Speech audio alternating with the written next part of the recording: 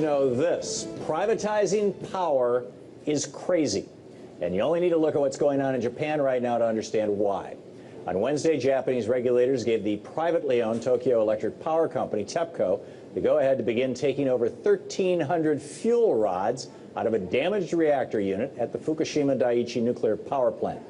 The reactor in question was reactor number 4 and was badly damaged in an earthquake in March of 2011.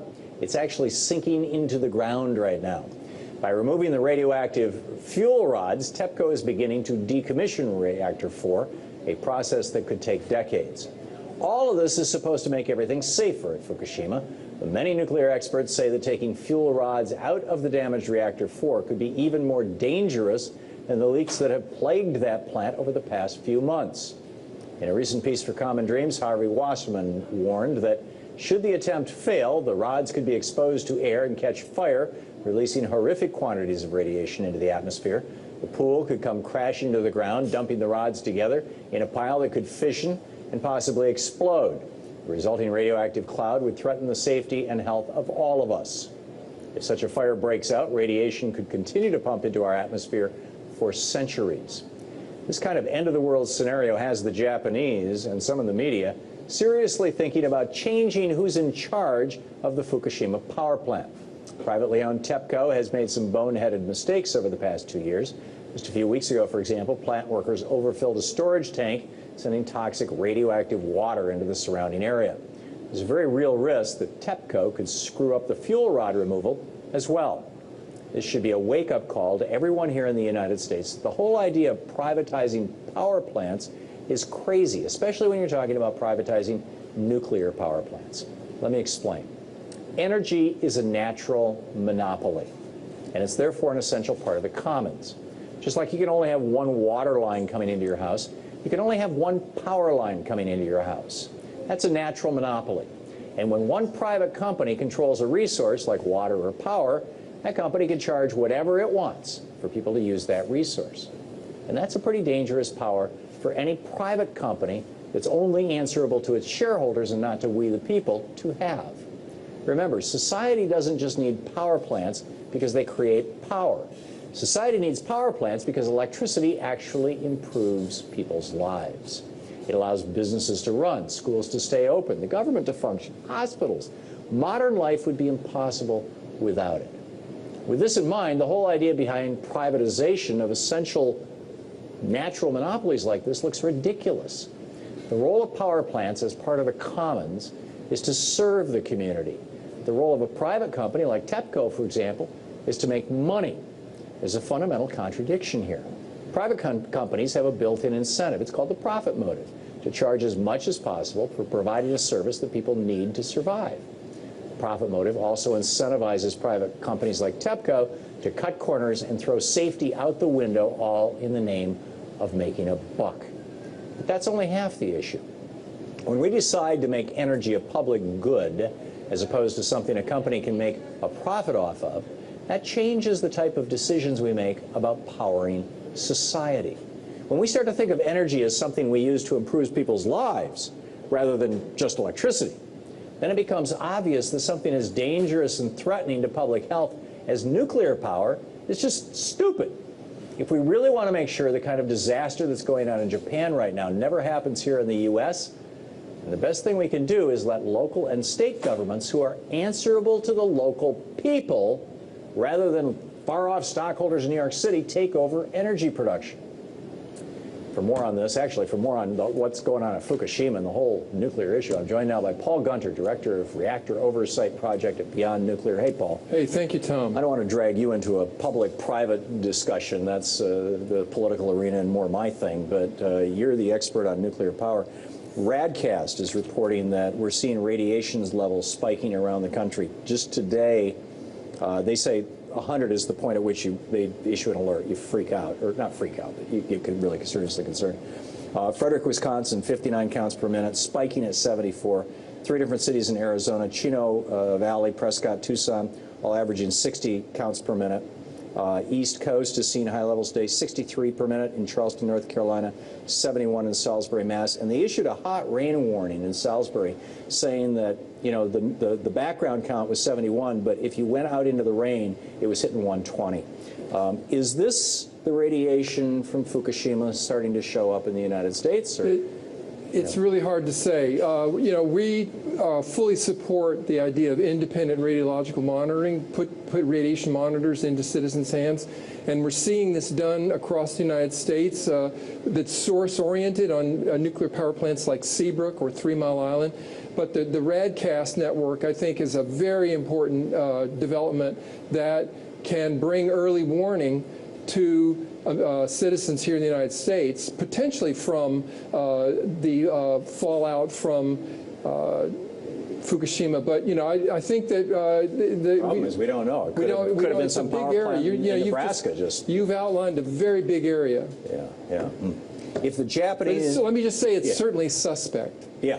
Okay, that's entirely reasonable, particularly since they are still dumping what right now? Well, there certainly is 400 tons a day of radioactive water going into the ocean, but this plant very well is off-gassing radioactivity into the atmosphere as well, and issuing steam. The problem is that we don't trust the monitoring that's going on in Japan. Yeah, well, and also Fukushima's on the East Coast, and the prevailing winds are west to east, so even the monitoring that's in Japan might not be measuring what's heading our way, it seems. But anyhow, this fuel rod removal, I've read several pieces. Helen Caldicott was fairly outspoken about this, and while she's been talking about nuclear power for a long time, she's not, you know, really a hair on fire person, and she and others are suggesting, you heard my quote from Harvey Wasserman earlier, that if they pull this thing off badly, it could be an order of magnitude worse than Chernobyl. Do I have that right? There's a lot of radioactive material. There's 400 tons of high-level nuclear waste in that pool in the attic of, or what's left of the attic of Unit 4 at Fukushima Daiichi. 10 stories above ground. The bottom of the fuel pool is 6 stories and the top is 10 stories. So you've got quite a bit of fuel sitting up in the upper portions of a reactor that's now, a reactor building that's now open to the atmosphere, and the crane for heavy movement of that material was destroyed in an explosion that left the building leaning. Tokyo Electric Power Company has been shoring up Unit 4, but you know, our basic concern is that Tokyo Electric Power Company is now a symbol for corruption, cronyism, you know, misrepresentation. You know, they've falsified reports. They just got busted for having the Japanese mafia supply them with workers. This is the same company that, when they built Fukushima Daiichi, they leveled the construction site by, they took the construction site down 80 feet.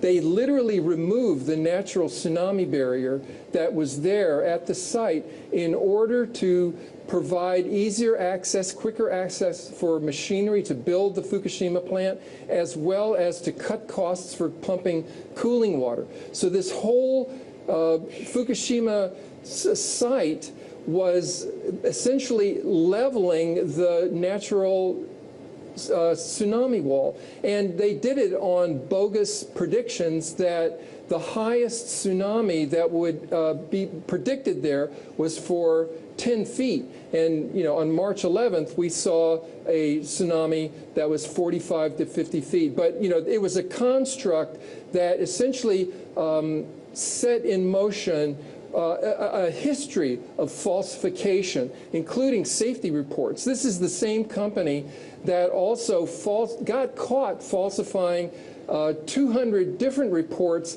on cracked reactor internals from 1977 to 2002 that, you know, were false reports to the government on conditions at this plant that risked public health and safety.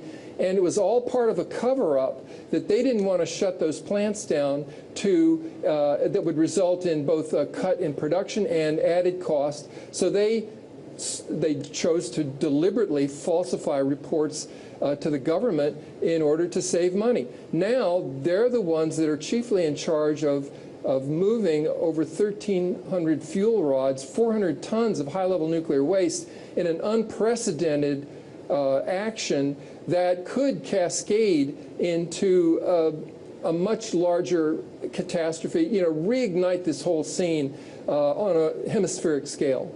Mind-boggling. Paul Gunter, thanks so much for your Thank you so much. Appreciate the great work you're doing indeed. A milestone is being reached in the recovery of Fukushima Daiichi. For the first time since the accident, spent fuel will be removed from the damaged building and stored in a safer, more secure way in these specially designed containers. Moving the spent fuel out of the damaged reactor building and into safe permanent storage lays the groundwork for moving forward with cleanup and remediation of the damaged building. Getting the damaged reactor building ready for this moment is the result of months of planning and the development of innovative solutions. Although Reactor 4 happened to have been shut down for inspection at the time of the earthquake and no fuel was in the reactor, spent fuel was being stored in pools designed for that purpose. When the reactor building exploded in the events following the Great East Japan earthquake and the tsunami that followed, debris fell into those pools, and the instability of the building made removal of the fuel, ordinarily something that TEPCO has done safely and routinely more than 1,200 times, a challenge. First, we used more than 20 different kinds of specialized equipment to remove all kinds of debris. Some of the smaller pieces of debris will be removed along with the fuel. We also checked for corrosion that might have been caused by the seawater used to cool the reactor, and our inspection showed that the material remained strong enough to be lifted out. We also developed and installed a unique protective cover for the building and stabilized the building to prevent any further damage to the fuel pool and also to protect the safety of the workers. The machinery used for the extraction has also been modified to meet this unique challenge. Fail-safe wiring and redundant braking systems are used, along with sensors to prevent weight overloads and excess stresses.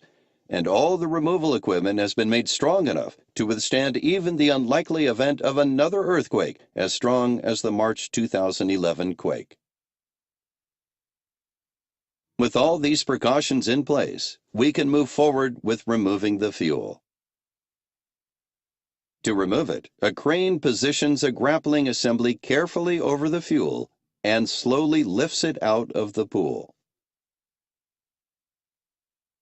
Once the fuel has been lifted out, it is lowered into special casks. These casks will be sealed and moved to a safe and secure storage underwater location on the Fukushima NPS site. Storing it underwater shields any radiation from escaping, and keeping it here on the site avoids any need to transport it on roads or railways. This transfer from one form of underwater storage to another will not lead to any radiation exposure to workers or anyone else. The movement of the fuel to permanent storage will enable us to move to the next phase of the cleanup and safe decommissioning of Reactor 4, a milestone in the process of recovery. It is the product of thousands of hours of hard work by our engineers and other TEPCO employees, and is also the result of the cooperation of international experts from all over the world. We are grateful to all of them. As the cleanup and remediation moves forward, we remain committed to sharing information like this video with you. For more information, please visit www.tepco.co.jp. Changing who's in charge of the Fukushima power plant. Privately owned TEPCO has made some boneheaded mistakes over the past 2 years. Just a few weeks ago, for example, plant workers overfilled a storage tank, sending toxic radioactive water into the surrounding area. There's a very real risk that TEPCO could screw up the fuel rod removal as well. This should be a wake-up call to everyone who could come crashing to the ground, dumping the rods together in a pile that could fission and possibly explode. The resulting radioactive cloud would threaten the safety and health of all of us. If such a fire breaks out, radiation could continue to pump into our atmosphere for centuries. This kind of end-of-the-world scenario has the Japanese and some in the media seriously thinking about changing the Daiichi nuclear power plant. The reactor in question was reactor number 4 and was badly damaged in an earthquake in March of 2011. It's actually sinking into the ground right now. By removing the radioactive fuel rods, TEPCO is beginning to decommission reactor 4, a process that could take decades. All of this is supposed to make everything safer at Fukushima, but many nuclear experts say that taking fuel rods out of the damaged reactor 4 could be even more dangerous than the leaks that have plagued that plant over the past few months. In a recent piece for Common Dreams, Harvey Wasserman warned that should the attempt fail, the rods could be exposed to air and catch fire, releasing horrific quantities of radiation into the atmosphere. The pool. You need to know this. Privatizing power is crazy. And you only need to look at what's going on in Japan right now to understand why. On Wednesday, Japanese regulators gave the privately owned Tokyo Electric Power Company, TEPCO, the go-ahead to begin taking over 1,300 fuel rods out of a damaged reactor unit at the Fukushima